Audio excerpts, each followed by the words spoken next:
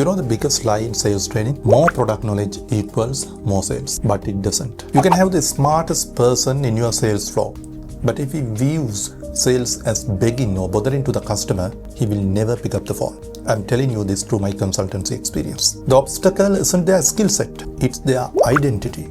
If you want to change the revenue, you have to stop training them on better clerks, but you have to train them to see themselves as experts. I will tell you the core conflict happening most of the branches in financial organizations.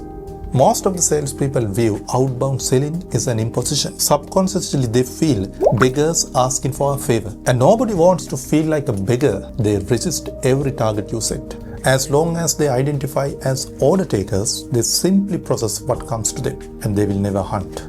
Therefore, to change the output, you have to change the identity.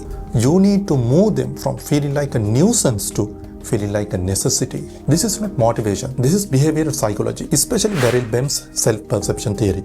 Bem proved we don't just act based on who we are.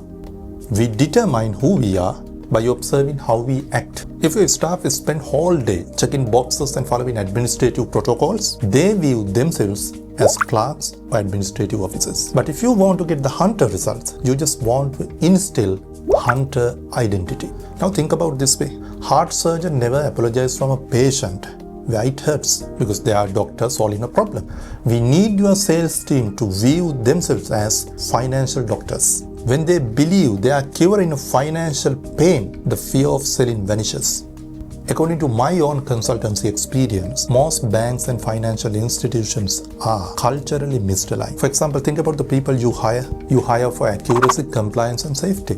These are classic traits of a clerk. But then you demand aggression and persuasion. These are traits of a salesperson. This creates the cognitive dissonance. This is a kind of a mental discomfort people hold when they have two contradictory views in their mind. Now your staff feel being pushy creates the risk because it conflicts with their identity as a safe banker.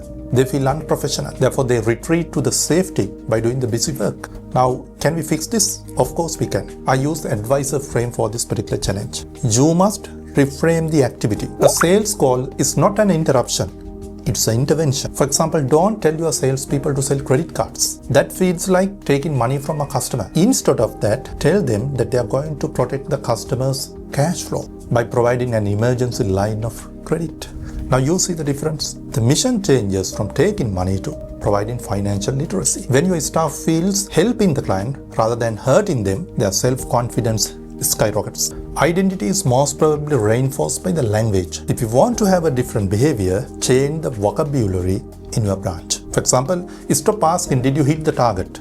Instead of that, ask them, for how many clients did you provide the better financial solution today? When he said 10, when he said 12, that means he has supported 10 customers, that he has supported 12 customers. He has supported to elevate their lives. The salesperson feels that the job is very meaningful. And also there is another fact you have to remember. Consider the titles of your sales staff.